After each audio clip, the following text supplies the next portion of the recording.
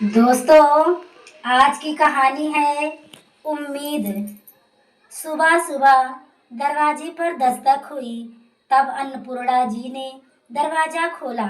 गंदे मैले कपड़े पहने हुए एक स्त्री, जिसके चेहरे से वह काफी शालीन दिखाई पड़ रही थी। उसके साथ ही एक छोटी सी नन्ही गुड़िया उसकी गोद में थी। मालूम होता था मानो 1 या 2 दिन की ही बच्ची है। कांपती आवाज में उसने कहा, नमस्ते मैडम जी। उसे जवाब देते हुए अन्नपूर्णा जी ने पूछा, कौन हो तुम और मुझसे क्या चाहती हो? कुछ पैसे चाहिए क्या? मैं तुम्हें देती हूँ, लेकिन जवान हो, शरीर से भी स्वस्थ लगती हो, फिर क्यों कहीं काम कर लेती? इस तरह से भीख मांगना बिल्कुल ठीक नहीं। और यह बच्ची किसकी है? कहीं किसी की बच्ची चुरा कर नहीं ले आई? एक ही साथ में अन्नपूर्णा जी ने कई सवाल कर डाले। जी नहीं, मेरा नाम सावित्री है। मैं पास के ही गांव की रहने वाली हूँ, और यह किसी और की नहीं, मेरी ही बेटी है। अभी 2 दिन पहले ही मैंने इसे जन्म दिया है, किंतु मेरे पति और परिवार वालों ने बेटी को जन्म देने की वजह से नाराजगी दिखाई और मेरी फूल जैसी कोमल सी बच्ची को जान से मारने की योजना बनाने लगे। मेरे लाख मिन्नतें करने के बावजूद भी जब उनका रौब नहीं बदला, तो मैं रात को चुपके से घर से निकल आई। बड़ी ही मुश्किल से मैं अपनी बच्ची की जान बचा पाई हूँ। मुझे पैसे नहीं चाहिए। आपका इतना बड़ा बंगला और गाड़ियाँ देखकर ही मैं यहाँ बड़ी ही उम्मीद लेकर आई हूँ कि इतने बड़े घर में कुछ ना कुछ काम तो मुझे अवश्य ही मिल जाएगा। मैडम जी, मुझे दया नहीं चाहिए, किसी तरह की कोई भीख भी नहीं चाहिए।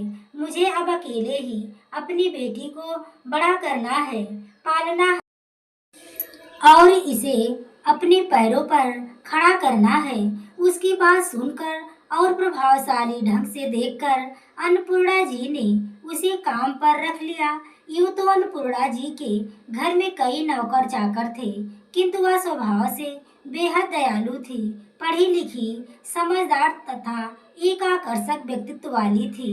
उन्होंने सोचा, कुछ ना कुछ काम तो उसे दे ही दूंगी, और वैसे भी उन्हें बेटियों से बहुत लगाव था। उनकी स्वीकृति मिलते ही सावित्री चेहरे पर इत्मीनान की झलक स्पष्ट रूप से दिखाई दे रही थी। अन्नपूर्णा जी उसे घर के अंदर बुलाया, कुछ खाने पीने को दिया और उसके बारे में सब कुछ जानना चाहा। तभी सावित्री ने उन्हें अपनी कहानी सुनाई। मैं पास के गांव में रहने वाले सरपंच की बहू हूँ। घर में रुपए पैसों की कोई कमी नहीं, इज्जत भी बहुत है। मेरी शादी को 2 वर्ष हुए हैं। शादी के 1 वर्ष पश्चात ही मैं गर्भवती हो गई। घर में बेहद खुशी का माहौल था। मेरी देख रेख में कोई कसर नहीं थी। देखते ही देखते 9 महीने बीत गए। फिर मैंने एक कन्या को जन्म दिया। बेटी होने की बात सुनते ही मानो पूरे घर को सांप सूंघ गया हो। सभी निराशावादी की तरह मौन व्रत ले चुके थे। कोई मेरे पास तक नहीं आया। उसी दिन रात को मेरे कानों में बुदबुदाने की आवाज आई। मैं कान लगाकर सुना तो सन्न रह गई। वहां तो मेरी बेटी को मार डालने की योजना बनाई जा रही थी। बस मैडम, मौका मिलते ही मैं अपनी बच्ची को लेकर वहां से खाली हाथ निकल पड़ी। बस सब कुछ होते हुए भी आज मेरे पास कुछ भी नहीं है, लेकिन मेरे पास मेरी बेटी है और एक उम्मीद है। उसका जीवन बचा लिया है तो उसका भविष्य भी मैं जरूर ही बना लूंगी। उसकी आप बीती सुन अन्नपूर्णा जी का दिल भर आया तथा उन्होंने उसे अपनी रसोई का काम सौंप दिया। वैसे भी अन्नपूर्णा जी बेटी बचाओ और बेटी पढ़ाओ योजना के तहत काफी सामाजिक गतिविधियों से जुड़ी हुई थी। उन्होंने सावित्री को अपने बंगले के पीछे बनी हुई कमरों में से 2 कमरों का घर रहने के लिए दे दिया। सावित्री जी ने दूसरे ही दिन से काम शुरू कर दिया। वह काफी स्वादिष्ट खाना बनाती थी और सारा काम सफाई से करती थी। अन्नपूर्णा जी उससे काफी प्रभावित थी। रोज रात को वह देखती थी कि सावित्री के कमरे की लाइट काफी देर तक जलती रहती है। यह देखकर उन्हें यह जानने की जिज्ञासा होती थी कि इतनी देर तक यह क्यों जागती है। इसी कसम कस के एक रात वह नीचे आई और चुपके से झांकने की कोशिश करने लगी कि अंदर क्या चल रहा है, किंतु कोई आवाज सुनाई नहीं देने के कारण उन्होंने दरवाजे पर धीरे से दस्तक दे डाली। सावित्री ने दरवाजा खोला तो देखकर दंग रह गई। अरे मैडम जी, आपको क्या कुछ काम था? बोलिए, मैं अभी कर देती हूँ। नहीं नहीं, कुछ काम नहीं है। तुम क्या कर रही हो? तुमसे बात करने की इच्छा थी, इसलिए मैं आ गई।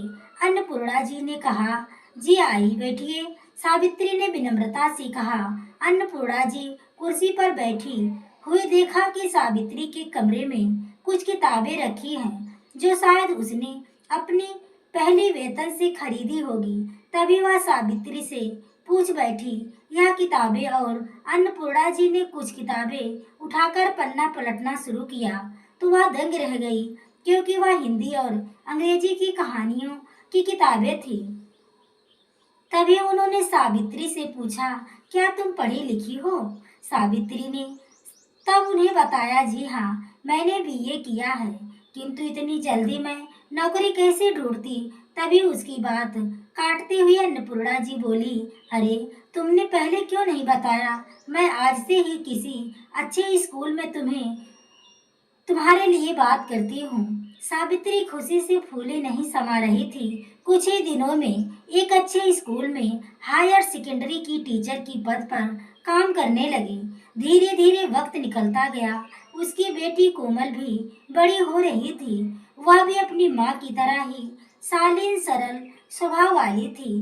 वह काफी आकर्षक थी।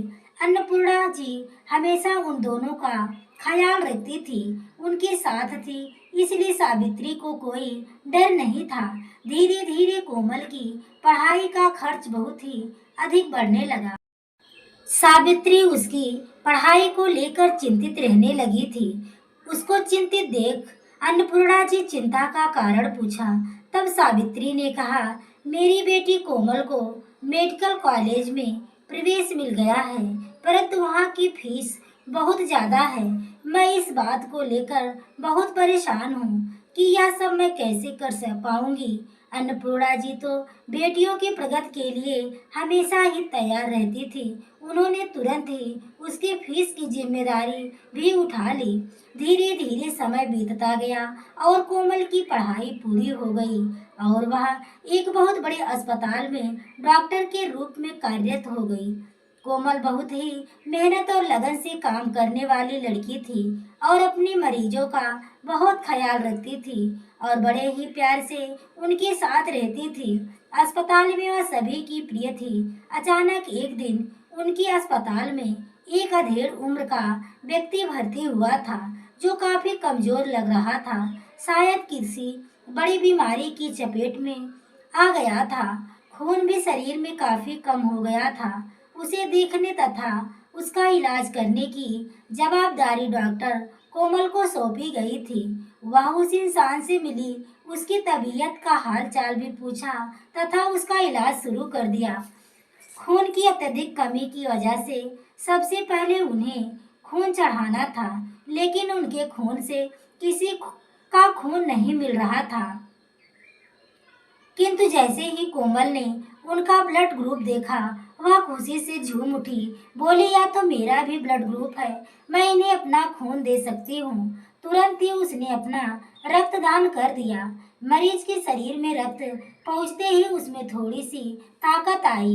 उन्होंने डॉक्टर कोमल को बुलाया और कहा, बेटी, मैं तुम्हें धन्यवाद देना चाहता हूँ। तुम बहुत ही अच्छी हो। तुम्हारे माता पिता जरूर ही तुम पर नाज करते होंगे।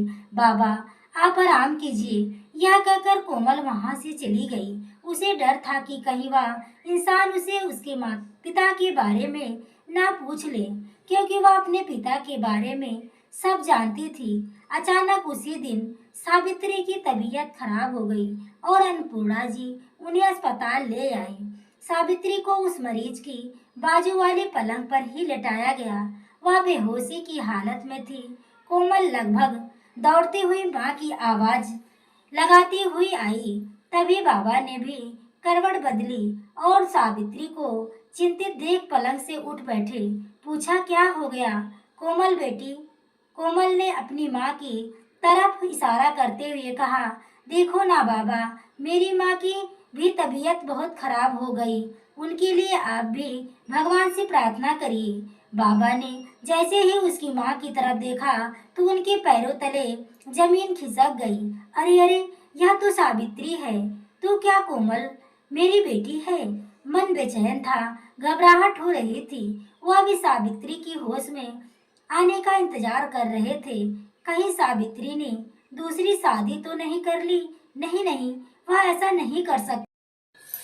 तभी सावित्री को होश आने लगा। उससे पहले कि सावित्री पूरी तरह होश में आए, वह उसका सामना करने के लिए ख्याल तक डर गए। तभी उन्होंने कोमल से कहा, बेटा, अपने पिताजी को बुला लो। किंतु उन्हें बिल्कुल उम्मीद नहीं थी। ऐसा जवाब कोमल ने दिया, बाबा, मेरी माँ और पिता दोनों की जिम्मेदारी मेरी माँ ने अकेले ही उठाई है। जिस दिन मेरा जन्म हुआ उसी दिन पिता मेरी माँ के लिए मर चुके थे। मेरी माँ के पास दो ही विकल्प थे, उन्हें मुझे और मेरे पिता में से किसी एक को ही चुनना था, और वह एक को चुना, क्योंकि मेरे पिता को अगर वह चुन तो मैं मार दी जाती, और मेरी माँ मुझे जिंदा रखना चाहती थी। इसलिए मेरी माँ ने पिता के रहते हुए भी अपनी मांग का सिंदूर मिटा दिया था, और मैं एक विधवा की बेटी हूँ। पिता के होते हुए भी यही सीख कर मुझे मेरी माँ ने बड़ा किया है। उनकी बातें चल ही रही थी कि सावित्री ने पूछा, कोमल बेटा, कौन है? बाबा ने अपना मुंह छुपा लिया और बिना बताए ही चुपके से अस्पताल से चले गए। वह तन से तो ठीक हो गए थे, किंतु मन से बीमार होकर गए, और उन्हें यहाँ उम्मीद यह नहीं थी कि आज उनकी ही बेटी उनकी ही जान बचाने में सक्षम होगी। आज वह खुद की नजरों में गिर चुके थे। कोमल सोच में पड़ गई कि आखिर बाबा बिना बताए क्यों चले गए। तो दोस्तों, आपको यह कहानी कैसी लगी? कमेंट में अपनी राय जरूर दें। कहानी अच्छी लगी हो तो वीडियो को लाइक, शेयर, सब्सक्राइब करें। आगे के नोटिफिकेशन के लिए बेल आइकन को जरूर प्रेस करें। पूरी कहानी को सुनने के लिए आपको तहे दिल से धन्यवाद।